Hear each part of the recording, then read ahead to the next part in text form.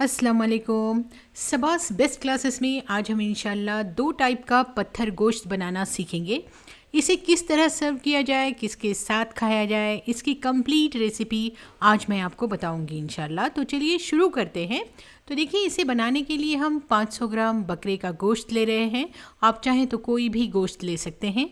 इसे खसाई के पास से इस तरह से चपटा चपटा काट कर ले लीजिए, ठीक है। और कोशिश कीजिए कि गोश्त नरम हो और बग़ैर चिकनाई वाला हो। अब इस गोश्त को एक लकड़ी के तख्ते पर रखिए या किसी बोर्ड पर रखिए और उसके बाद इसे दाल घोटनी से या फिर किसी पत्थर से मार कर इस तरह से चपटा कर लीजिए। इस तरह से हमें इसे चपटा कर लेना है। आप इसे किसी पत्थर पर रख कर भी मार कर चपटा कर सकते हैं। इस तरह से चपटा करने की वजह से इसमें मसाले बहुत अच्छी तरह से एब्जॉर्ब होंगे। अब एक दरांती लीजिए और इसके जो ऊपर का हिस्सा है, ऊपर के हिस्से से इस गोश्त पर मारिए या इससे निशान बनाइए। इस तरह से दरांती से निशान बनाने की वजह से गोश्त में मसाले बहुत अच्छी तरह से एब्जॉर्ब हो जाएंगे और गोश्त बहुत जल्द पकेगा, ठीक है। आप चाहें तो फोक से भी इस तरह से निशान बना सकते हैं। सभी गोश्त के पीसेस को इसी तरह से बना लीजिए। देखा आपने, हमने इसे किस तरह बनाया है। देखिए, मैंने यहाँ पर सारे गोश्त को उसी तरह से कर रखा है। अब हम एक प्याज लेते हैं। मैंने एक प्याज कट करके मिक्सर के जार में डाली और इसे बारीक पीस लिया। और बारीक पीसने के बाद हम प्याज को एक बारीक छन्नी में डालेंगे। पिसी हुई प्याज को बारीक छन्नी में डालकर दबा दबा कर इसका रस निकाल लीजिए। प्याज का रस अच्छी तरह से निकालिए और इस प्याज के रस को गोश्त पर डाल दीजिए। जो गोश्त हमने प्रिपेयर करके रखा था उस गोश्त पर अब ये प्याज का रस डाल दीजिए। सारा रस हमने इस पर डाल दिया है। देखिए, प्याज के रस डालने की वजह से गोश्त जूसी बनेगा, बहुत जल्द गलेगा और इसमें फ्लेवर भी आएगा। तो ये तीनों काम ये प्याज का रस करेगा, ठीक है। अब इसमें आप 1 टेबलस्पून कोई भी वेजिटेबल ऑयल डाल दीजिए। सभी चीज़ों को अच्छी तरह से मिक्स कीजिए। अब एक मिक्सर के जार में 1 टीस्पून काली मिर्चें डालिए साबित और 1 टीस्पून सिया ज़ीरा मीन्स शाह ज़ीरा डाल दीजिए और 1 टीस्पून कबाब चीनी डालिए और 1 टेबलस्पून पत्थर का फूल डालिए और 1 टेबलस्पून लाल मिर्च पाउडर डाल दीजिए। लाल मिर्च की क्वांटिटी आप कम ज़्यादा कर सकते हैं और हाफ़ टी स्पून हल्दी पाउडर डाल दीजिए। सभी चीज़ों को मिलाकर मैंने बारीक पीस लिया है, इसका पाउडर बना लिया। उस पाउडर में से हम बस 2 टेबलस्पून पाउडर इस गोश्त पर डाल देंगे, ठीक है। तो सारे मसाले को यानी 2 टेबलस्पून पाउडर को इस गोश्त के साथ अच्छी तरह से मिक्स कर लीजिए और उसके बाद इसमें 1 टीस्पून अदरक लहसुन पेस्ट डालिए, 1 टीस्पून नमक या फिर अपने टेस्ट के हिसाब से नमक डालिए। सभी चीज़ों को अपने हाथों से अच्छी तरह से मिक्स कर लीजिए। यहाँ देखिए, 2 टेबलस्पून पुदीना है, 2 टेबलस्पून हरा धनिया है और 4 हरी मिर्चें हैं। इन तीनों को मिलाकर हम बारीक पीस लेंगे और इसमें से हम 1 टीस्पून हरी मिर्च और हरा धनिया वगैरह का पेस्ट इसमें डालेंगे और 1 टीस्पून नींबू का रस डालकर अच्छी तरह से मिक्स कर लेंगे। अब इसमें हम 1 टेबलस्पून कच्चे पपीते का रस डाल देंगे, पेस्ट डाल देंगे, सॉरी। इस पेस्ट को मैंने छिलके के साथ यानी हरे पपीते को मैंने छिलके के साथ पीस कर इसका पेस्ट बनाया है। इससे गोश्त जल्दी गलेगा। अब इसे आप 1 घंटे के लिए रख दीजिए। तब तक हम चिकन का पत्थर गोश्त बनाते हैं। तो चिकन मैंने पाव किलो लिया और इसके बोनलेस पीसेस पर मैं इस तरह से मार रही हूँ।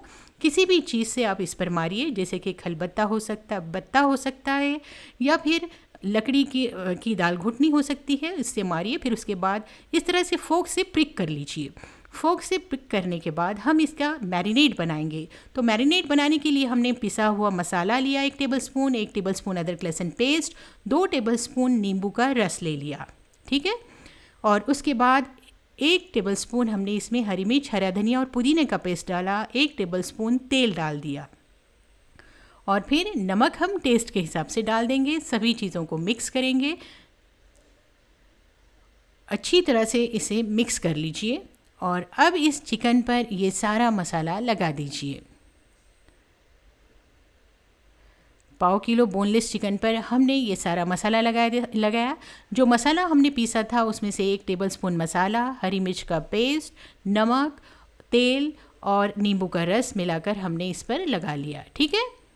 तो सारी चीज़ें इस पर अच्छी तरह से मल लीजिए और फिर इसे भी 1 घंटा रख दीजिए।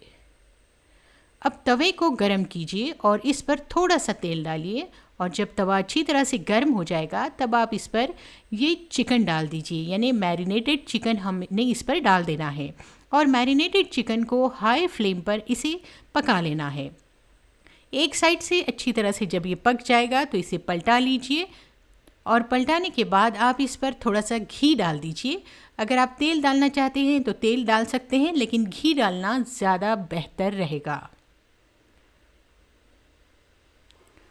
दोनों तरफ से इसे अच्छी तरह से पका लीजिए। इसे पकाने के लिए बहुत कम टाइम लगेगा क्योंकि ये ऑलरेडी 1 घंटे से मसालों में भीगा हुआ है, इसीलिए बहुत कम टाइम में ये अच्छी तरह से पक जाएगा। पकने के बाद इसे निकाल लीजिए।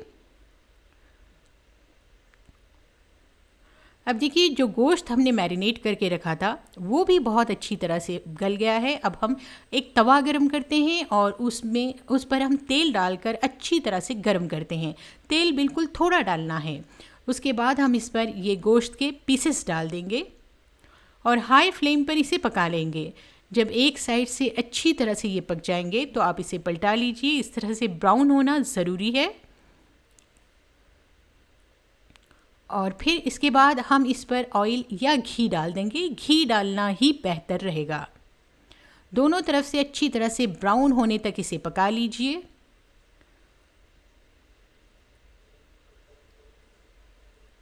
और जब ये ब्राउन हो जाएगा तब आप इसे निकाल लीजिए। और इसके साथ एक चटनी खाई जाती है जो बहुत ही ज़बरदस्त बनती है, तो मैं आपको ये बता रही हूँ। इसका जो कॉम्बिनेशन है बहुत अच्छा लगता है। अब 2 टेबलस्पून मूंगफली के बीज लेंगे हम चटनी बनाने के लिए और 1 टेबलस्पून तिल लेंगे और 1 टीस्पून ज़ीरा लेंगे और 1 टेबलस्पून लहसुन हम लेंगे और 4 हरी मिर्चें लेंगे और 1 टेबलस्पून पुदीना है और 1 टेबलस्पून हरा धनिया है। अब सबसे पहले मूंगफली को आप धीमी आंच पर या मीडियम फ्लेम पर भून लीजिए और मीडियम फ्लेम पर भून कर निकालिए। उसके बाद तिल को धीमी आंच पर भूनिए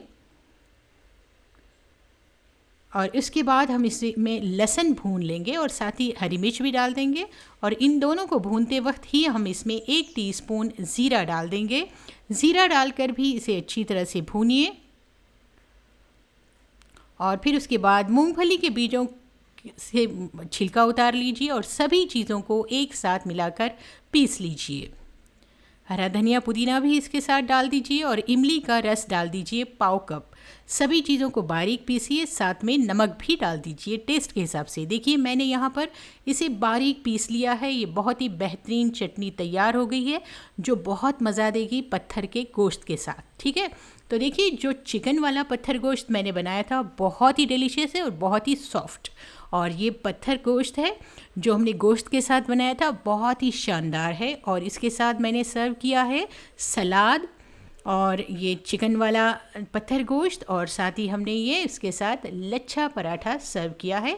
आप चाहें तो कोई भी पराठा यूज़ कर सकते हैं, जैसे कि गेहूं के आटे का भी पराठा आप यूज़ कर सकते हैं और इसके साथ हम नींबू का रस यूज़ करेंगे। नींबू के रस के साथ ये बहुत अच्छा लगेगा और साथ में इसके वो चटनी खाना ना भूलिए जो हमने आपको अभी बताई थी। बहुत ही ज़बरदस्त लगती है वो चटनी इस पत्थर गोश्त के साथ। तो ये कॉम्बिनेशन बहुत ज़बरदस्त है, पत्थर का गोश्त और ये तिल और फली वाली चटनी और ये लच्छा पराठा या फिर रुमाली रोटी या कोई भी सादा पराठा आप इसके साथ सर्व कर सकते हैं।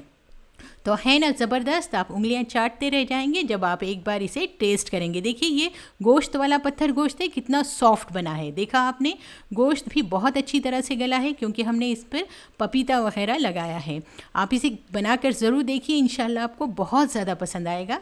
अगर पसंद आया है तो इसे लाइक और शेयर ज़रूर कीजिए, और अगर अभी तक सब्सक्राइब नहीं किया है तो सिर्फ एक बार सब्सक्राइब करके बेल आइकॉन भी ज़रूर प्रेस कीजिए। इंशाल्लाह फिर मिलूँगी एक नई रेसिपी के साथ। Thanks for watching Sabah's Best Classes.